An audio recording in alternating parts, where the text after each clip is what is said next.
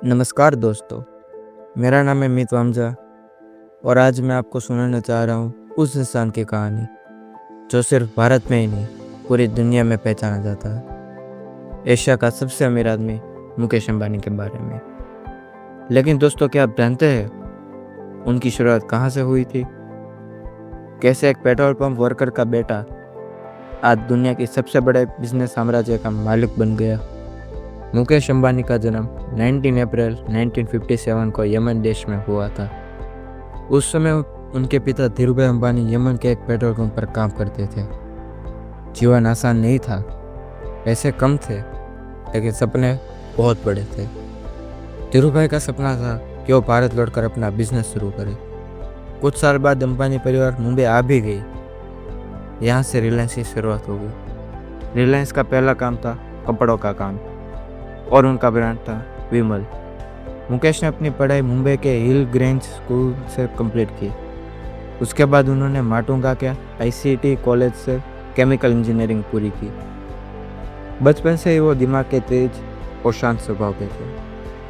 बाद में उन्होंने स्टैनफोर्ड यूनिवर्सिटी भेजा गया, लेकिन पिता ने बुला लिया क्योंकि बिजनेस को उनकी ज़रूरत थी।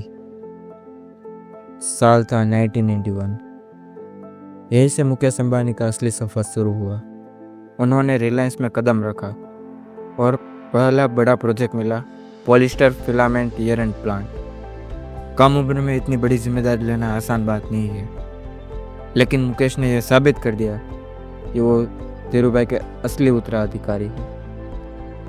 रिलायंस धीरे धीरे कपड़ों से आगे बढ़ी, पेट्रोकेमिकल्स, गैस और रिफाइनरी तक पहुंची। और फिर आया वो प्रोजेक्ट जिसने रिलायंस को एक नई पहचान दी, जामनगर रिफाइनरी। यह दुनिया की सबसे बड़ी रिफाइनरी है।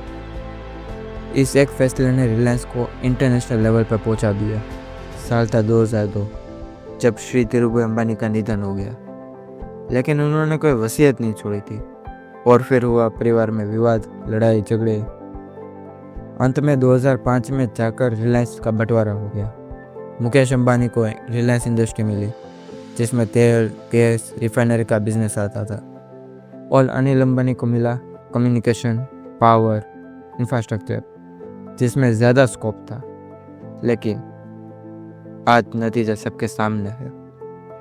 मुकेश का बिजनेस रिलायंस साम्राज्य छू रहा है और ग्रो करते ही जा रहा है, जबकि अनिल अंबानी का बिजनेस लगभग ख़त्म हो चुका है और अनिल अंबानी तो बैंकरप्ट हो ही गए हैं। दोस्तों, अब आते हैं उस पल पर जिसने पूरे भारत को बदल दिया। साल था 2016। मुकेश अंबानी ने लॉन्च किया रिलायंस जियो। उस समय इंटरनेट बहुत महंगा था। 1 GB डेटा के लिए लगभग 250 से 300 रुपये देने पड़ते थे। कॉल पर चार्ज लगता था वो तो अलग, लेकिन जियो ने सब कुछ बदल दिया।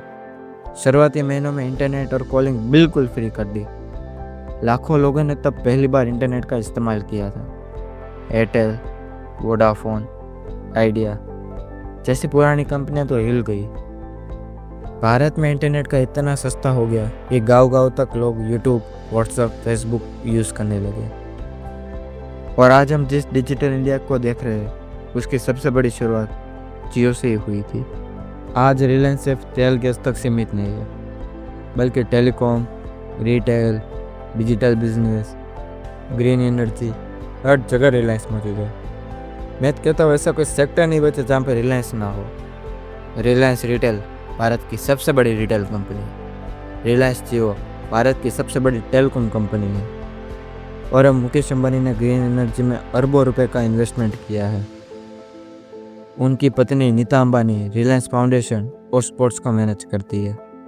उनके बच्चे आकाश, ईशा और अनंत बिजनेस में आ गए हैं। आज मुकेश अंबानी की दौलत $100 अरब से भी ज़्यादा है, लेकिन उनकी असली ताकत पैसा नहीं है, बल्कि उनका विजन और उनकी हिम्मत है।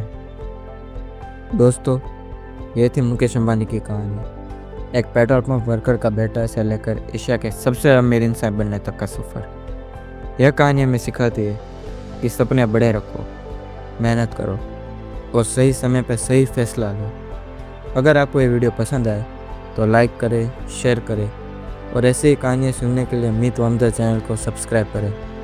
और मिलते हैं अगले वीडियो में, तब तक के लिए बाय बाय बस।